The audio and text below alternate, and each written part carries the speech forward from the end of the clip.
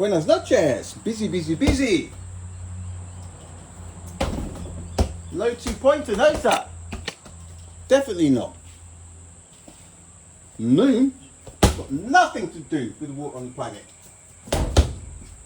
That's just a slam dunk, yeah? Right, that business is out the way. Right, the moon. Steps are what you take, walking on the moon. Right, now we've got all of the stuff out of the way. What we have here is all those in favour of the moon controlling the tides, say aye. Aye. Ooh, a bit quiet.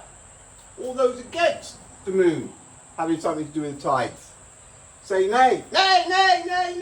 That's better. Right. What do we have here? Moon controls the tides. Things that it has in its favour.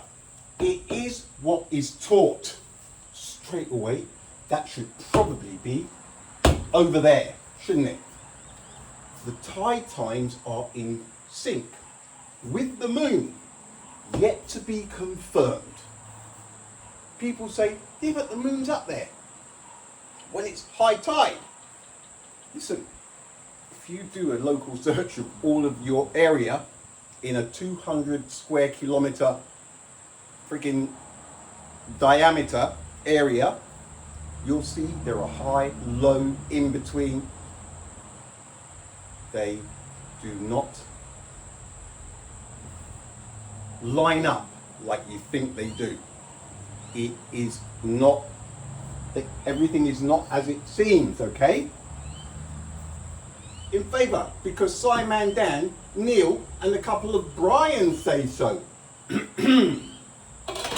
So I've had to get the salt. Take that with a pinch of salt. No, it's not harsh at all. They're wrong.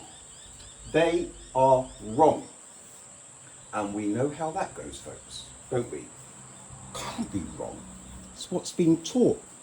Got to go with the narrative. Come on.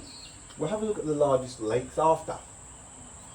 Against reasons why the moon has sweet FA to do with the tides on the planet. Earth is 3.6 times diameter of the moon, okay? There are 30 Earth diameters in between us and the moon. That is a considerable distance, okay? Think about these things. It's a supermoon. It's a supermoon. The 4 highest tides are all up north. Highly illogical if it was supposed to be orbiting the equator. I had to take it down because it was playing up. Equator. The moon orbits roughly where the equator is. You think the highest tide. Pure common sense and logic. I know we don't like to use it, but I am afraid it's going to need to come back if you want to live long and prosper, okay? Now this one, no movement in the smaller bodies of water. This one right here, that should be enough. If you know how things work, it isn't acceptable to say, yeah, no, but they're enclosed. No.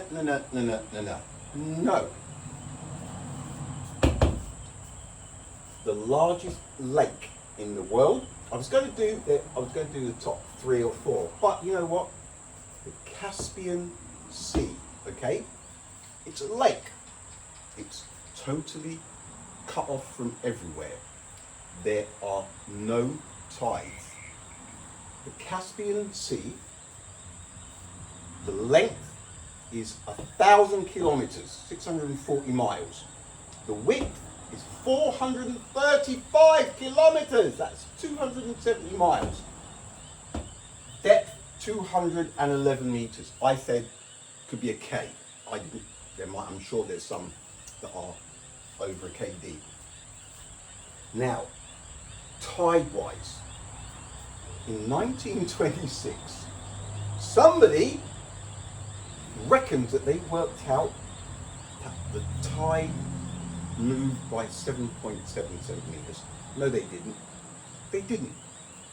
The reason that's written down somewhere is just to give them some kind of, it's a little bit of a grey area. No, there are no tides in any of the enclosed waters. 'Tis eine Fakt, ja? Alles klar. And the Caspian Sea has 3.5 times all of as much water as all 5 of the American Great Lakes. So you have your 5 Great Lakes, apparently. The Caspian Sea has more water, 3.5 times all of those lakes. You don't think that we would see a little bit of a pull from the moon, who is displacing the oceans like it means it, but it doesn't, okay? Nothing to do with tides. I worked this one out today, quite proud of that one. I like it. If you're out deep and tide's coming in, well, I say coming in, you wouldn't know. You get current, and then it will get to the top or the bottom. If you've got an anchor, you can take your anchor up when it's at the top or at the bottom, and you won't move much. But then it will go the other way again, start to drop. When it does this, it goes in the same direction. So when it comes in, it's going up. But when it's high tide, you get that pause, everything stops, the anchor will be right down, and then as it drops, it goes back the same way as it came. Now again, it's highly logical. It's very illogical when you put it side by side with other stuff. It doesn't, right? I hope you haven't been. Right. Now, why? Why does it do that? I tell you why it does that. Because somewhere, something is just going.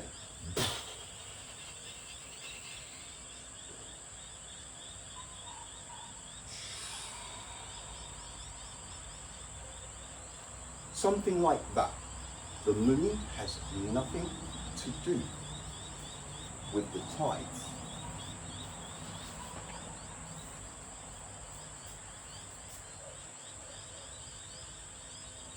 I have, as you very well know, you must know by now that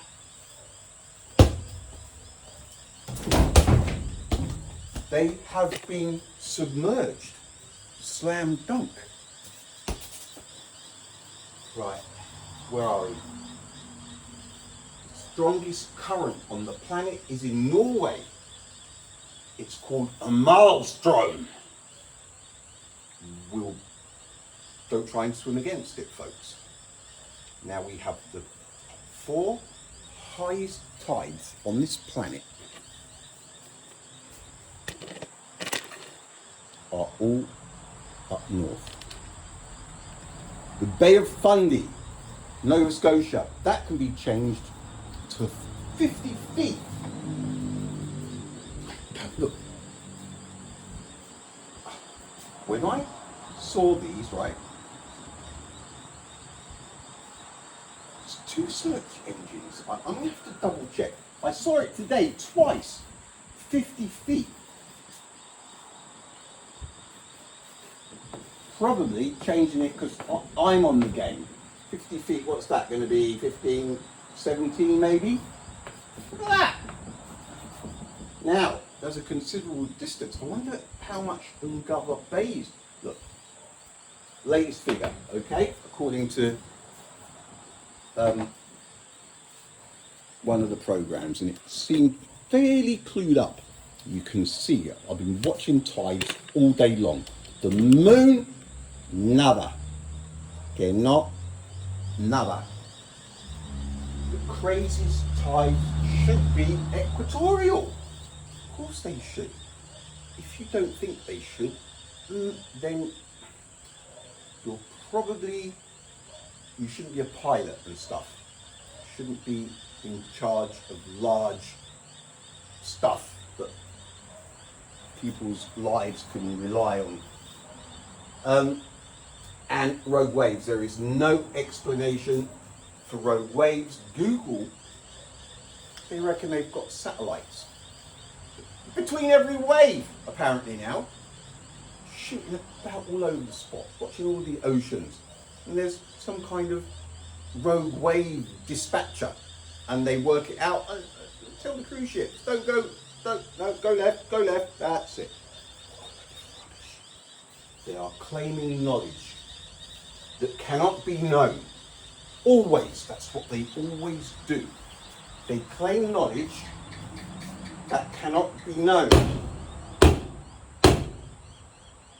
And then, with that knowledge, they come across as extra clever, and they mock everyone else.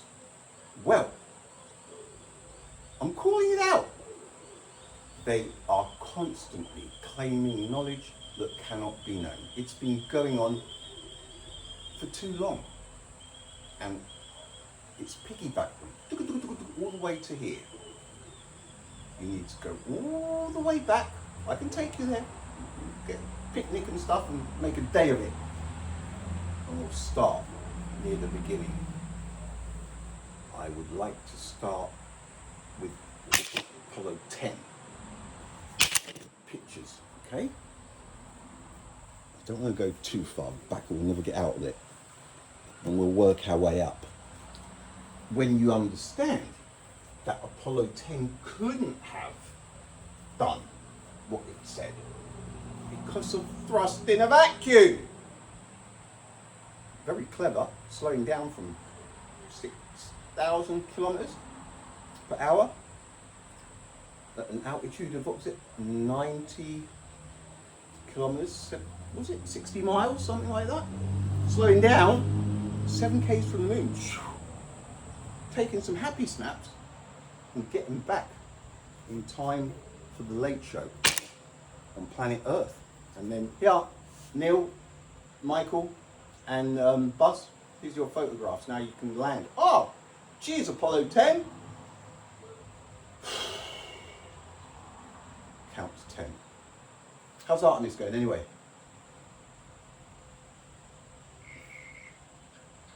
Okay, that moment's passed. Right, that's it, folks.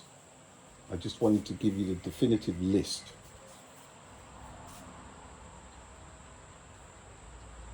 This one, the no movement in any of the smaller bodies of water. The Caspian Sea is one of those smaller bodies of water, cut off from all of the oceans. 3.5 times all of the 5 American Great Lakes. 3.5 times the amount of water, and it does not move. People.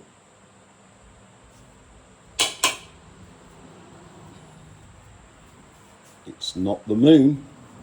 There is something out there that is swelling, increasing the water, and like I've said before, every now and again this planet does one, and it's water. It is not the moon. Slam dunk. Alright folks, probably won't be back tonight. Laters.